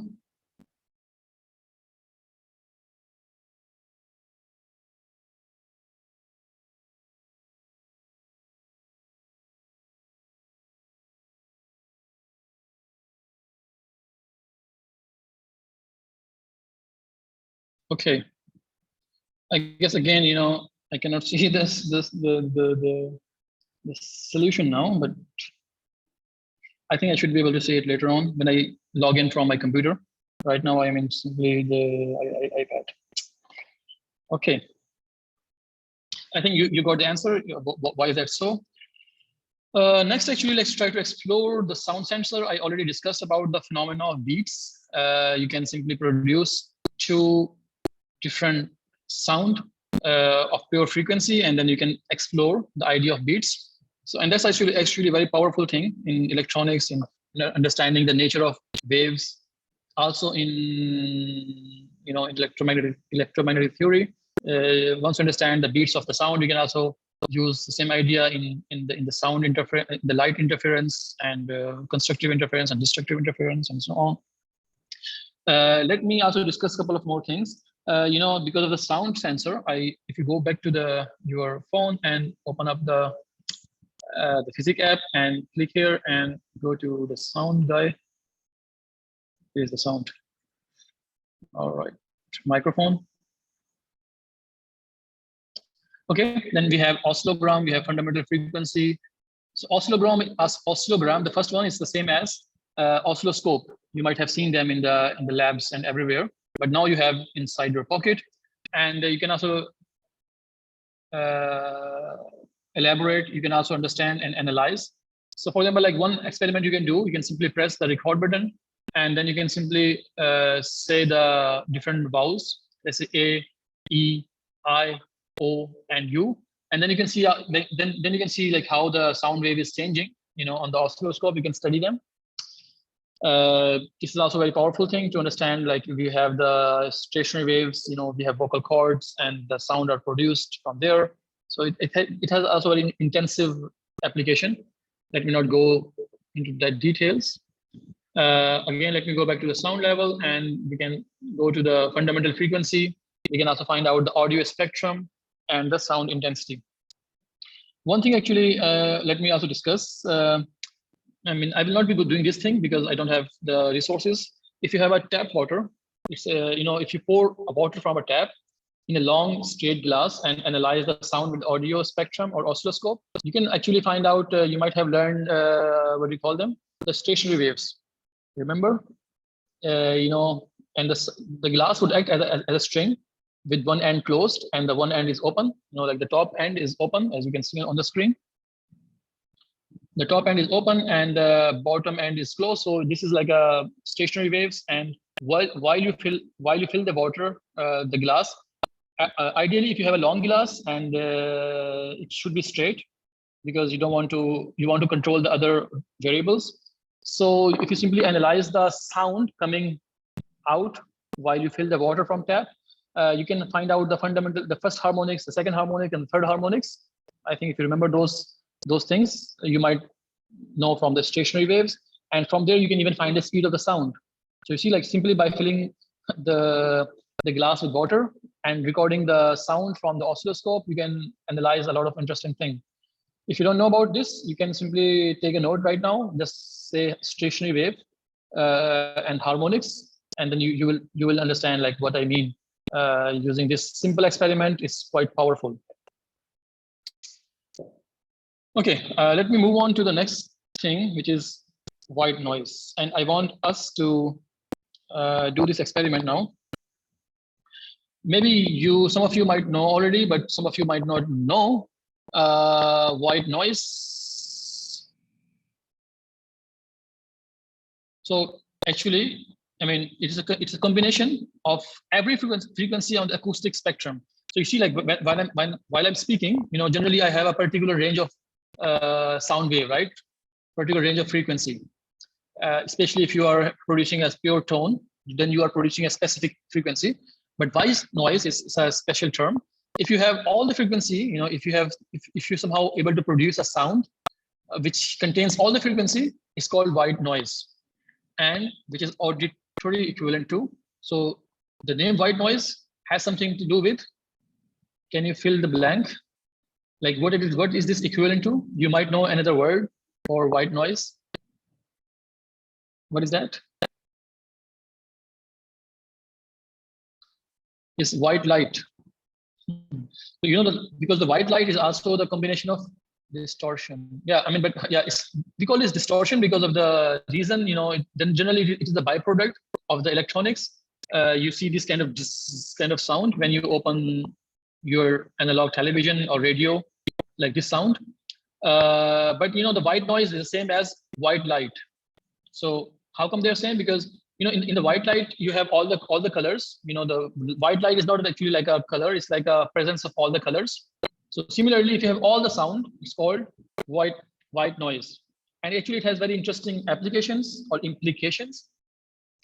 It has a very flat spectral density. Once you make a spectral graph, you will see it's quite flat, and that means it has the same amplitude and intensity and throughout the audible frequency range, and which is from for us humans, the range is 20,000 to 20,000 hertz. That means white noise contains all the sound from 20 hertz to 20,000 hertz.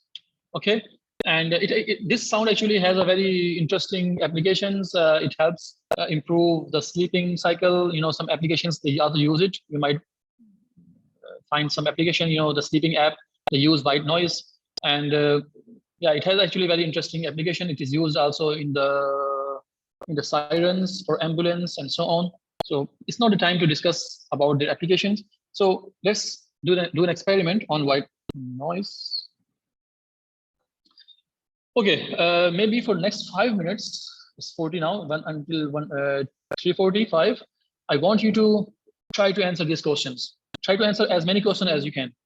Okay, if you're stuck on one question, you can move on to the next one, and you can always come back. So before you do so, I want you to go back to your phone again and go to the physics and go to the tools now. Tools, you see, and then I want you to go to sound library. And then there is a drop down box. So from there, you can find out the white noise. Where is that? Like this, and play white noise. Do you hear white noise? Okay, so while you're listening, just try to answer this question.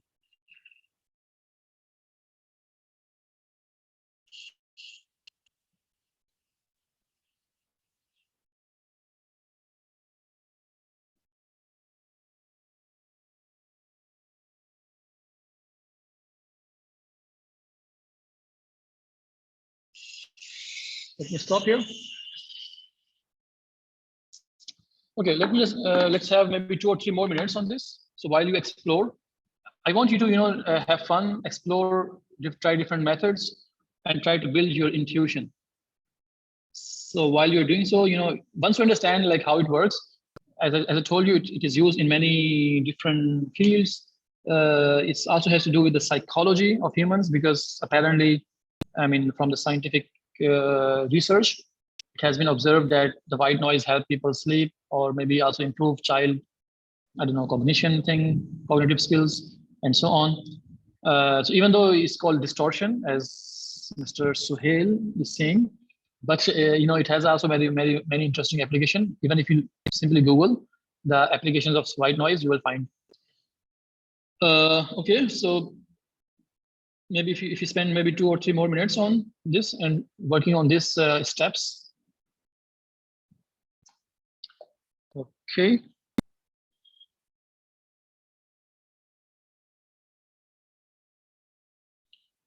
Okay.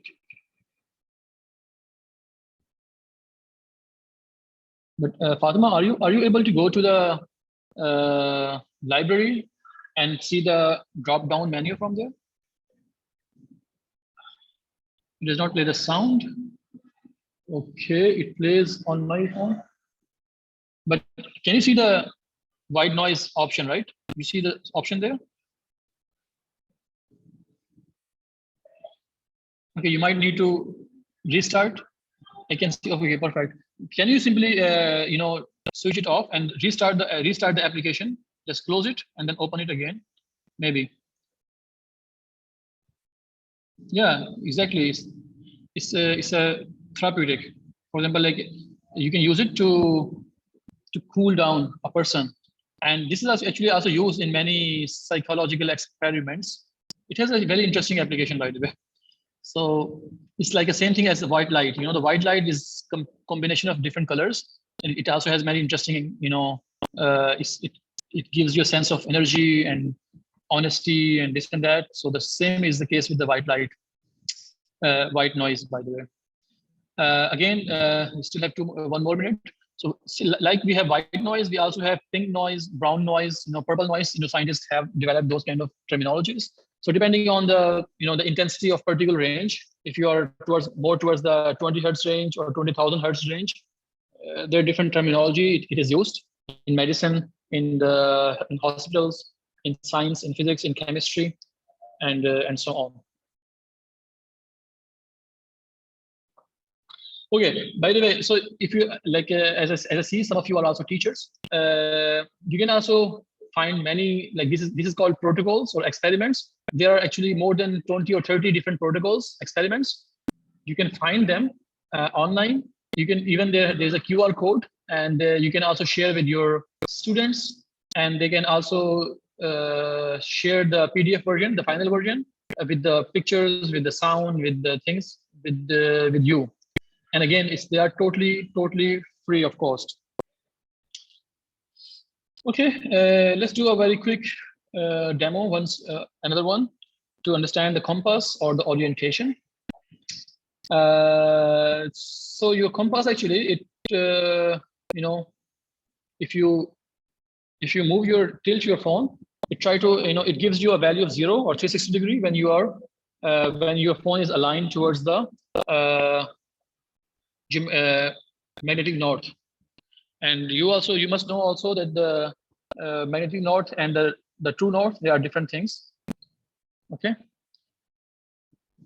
Yeah, I think you should be able to understand this thing. I'm just going to skip this part now because we have only got 15 minutes, and I have to discuss a couple of more things. Let's move on. By the way, the North Pole or the magnetic North Pole, they are not fixed, by the way, and they are moving throughout the time.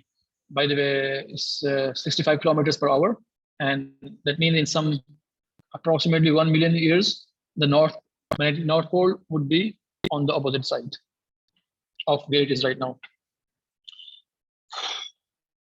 Color sensor, of course, you know, the color sensors, just using the 3 colors RGB, you can have a sensation of all the colors. So basically it does not produce the color. I mean, to be honest, it produces a different kind of wavelength or the frequency, which our mind perceived as a color. So you're just using 3 different colors, red, you know, RGB thing. So yeah, you can just find it. And let's move on. I'm going to skip this light sensor experiment also because of the time limit, but you can explore yourself. And the last, actually, before we study about kinematics, let's do this thing. It's more like a math. So, you know, as some of you were asking how we can do the, thank you, Shehzad, for your feedback. Okay, so, you know, let's touch upon some math also. You know, it's not about physics. You know, as we discussed, it can also do a lot of chemistry things. It can also do, by the way, you can also use it in biology. For example, if you want to find out the heartbeat, you can use the sensor. Can someone tell me which sensor you should be using to measure the heartbeat, for example? You know, there are many sensors, you know, you can use, but one of the sensor could also be like a light sensor. Can you think of how come the light sensor be used to measure the heartbeat? Can you guess? So basically, you know, if you have a phone, basically, and you know, when your heart is pumping the blood, so the blood intensity also increases, right? You know, like the intensity of the blood increases and then it decreases depending on the time. You know, the heart pumps the blood. So depending on, you know, you can also use your phone and it emits the light, for example, like it has the torch here, and by pressing your finger on the torch and also on the camera, it can detect the light, how much reflected light is present and how much they are changing, because it's a periodic, because your heart is pumping the blood periodically. So calculating all those parameters, it can also calculate the heartbeat. So the light sensor can also be used on the veins. Yeah, you can use your finger, and then, you know, if you just analyze them, the color changes, you know, because of the blood. If it pumps in, then it is bright red and so on. And then you can just use some algorithm. You can find it, by the way, there are so many interesting applications which helps you discuss those things. Actually, I was reading this just yesterday. Let me see if I have it open. Oh no. Okay, I think you can find it maybe, but if you need more information, you can of course approach me on my email, and then I can also send you some link how you can analyze in biology. So it is also used in biology. Okay, the last thing, actually, this math also, let's do some math thing with the sensor. And let's say, you know, because it is March, the month of March, and the 14th of March is used as a Pi day, right? So it's a good idea to use maybe the sensor to measure the pi. And it's actually very interesting, a very simple idea. So what we can do, maybe we're going to use our FIFOX app, and I'm going to show you, but let me just tell you what is happening here. So you see, let's say we have a, to use my screen.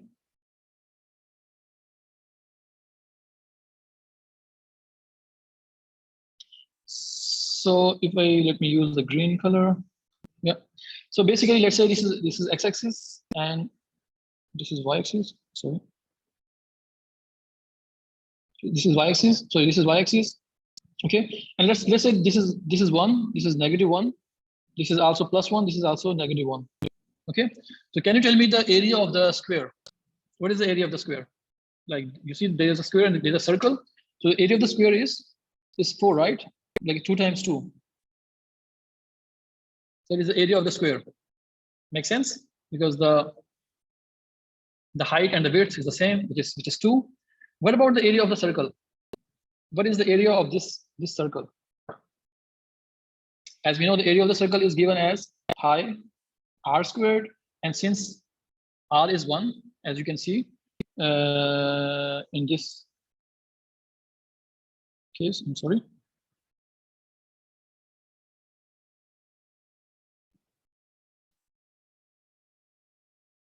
What happened?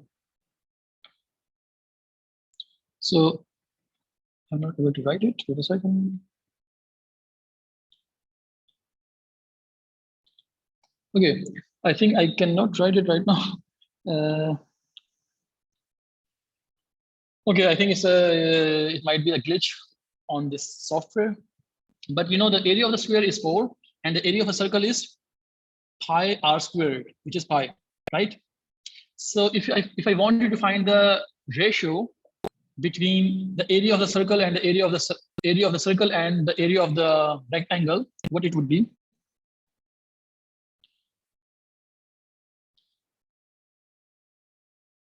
It is going to be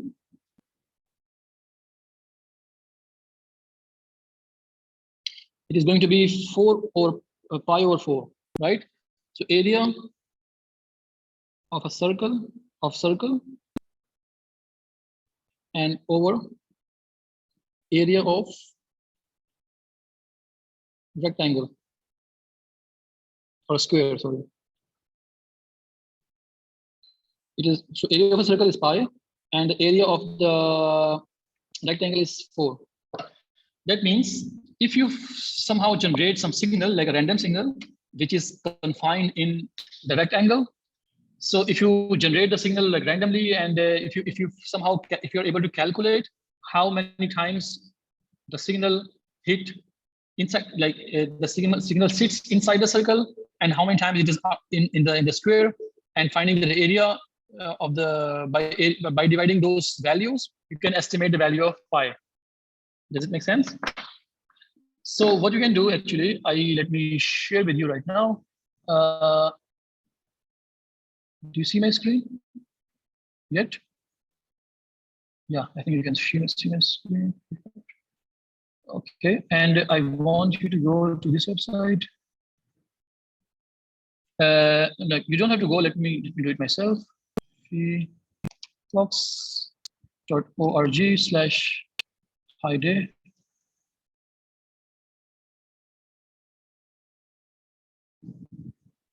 Sorry, I think I typed it wrong. Okay, so there you have it.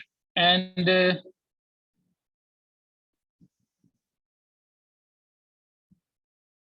so let me actually show the QR code. You see this QR code on the screen? Let me even maximize it.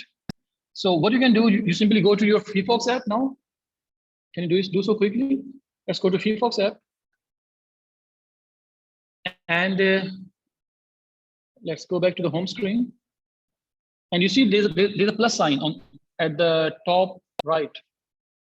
Just click the plus sign. You see this menu, and it says add experiment from QR code. So do you all see that? Let me click on this, and it will ask me to. It will open up the camera, and then I can simply scan this,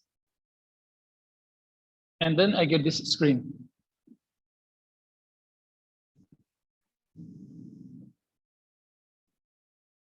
Okay. Are you able to scan this thing using your? Just go to the FreeFox app. There's a plus sign on the top, and from the plus sign, they will ask you to scan the QR code. You do so, and then you are here. If you press on if you play the experiment, so it is going to create some random numbers, and actually it does so using the accelerometer. So it just takes the last digit of the accelerometer. You know, it's like a random. It's like a noise, it's a noise, there's always a noise. You cannot measure anything perfectly. And it takes that number as a random number generator, and it picks, you see, like right now I'm getting 2.996, which is not actually very good number. It should be 3.14. It is because I'm holding it. I'm just giving it. I'm also accelerating the phone. In order for you to for this to work best, your phone must be resting on a place. So if I put it here on my floor, on my table, after some time I will see that the number would increase. After when it generates enough data, you will get a value very close to 3.14, which is a value of 5. So simply by finding out the ratio between the area of the square and the area of the circle, probabilistically, you can estimate the value of 5. Yeah. Okay, I think you get the idea. So the math can also be, there's some mathematical intuition you can also develop using these applications. So there are also many more, but let me stop here. We have only 6 minutes left. So let me go back to the last part. Actually, the measuring the heartbeat I was discussing about you. Let me just go back. Kinematics and the video analysis. This thing actually, because the time is very limited. Let me go back to this one. The time is very limited. I will not be doing it right now. But trust me, you can do a lot of interesting applications using the Physic app. There are also some built-in experiments for the video analysis. You can do so. You can even record your own video, and then you can analyze. And it's actually very fun, by the way. I really urge you to work on this. I have a feeling that we need to maybe arrange another one, maybe only on the topic of kinematics. It's a very huge topic, by the way. But now you get the idea. We got 3 minutes, and before I finish my session, I want to thank you also. Plus, I want you to respond to some of the questions as a survey. And meanwhile, you can also write down the question on the chat box. And then now you will see 4 or 5 questions about the feedback and so on. So please do so. I hope I will be able to track these things. So we got 2 minutes. If you have any question, please let me know. And if you need actually more sessions like this, or maybe I think next should be more focused on some particular thing. For example, we can only explore the sound sensor, and we can do a lot of different experiments using the sound sensor, or using the gyroscope, or light sensor, or pressure sensor, or maybe the kinematics like video analysis. Yeah, it is possible, Junaid. You can do so. You can connect using, you can connect some sensors. Of course, you can collect the data from here, and then you can always export data to Python if you want to analyze. That's definitely possible. And then you can also connect some sensors, external sensor, using these applications.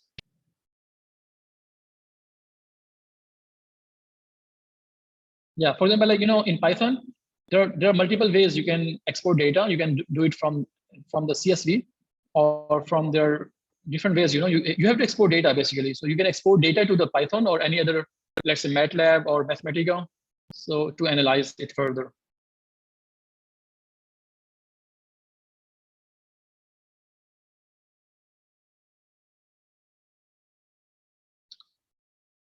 Okay, yeah, it's about time, but feel free to continue, and then there are actually three or four more questions you can answer, and we are also available on email. You can always send us an email if you have any particular query. We will be happy to help you and support you. So I'm really hoping that you found this workshop fun and full of knowledge. And just let us know if you have any further question. And I think you can stop the recording now.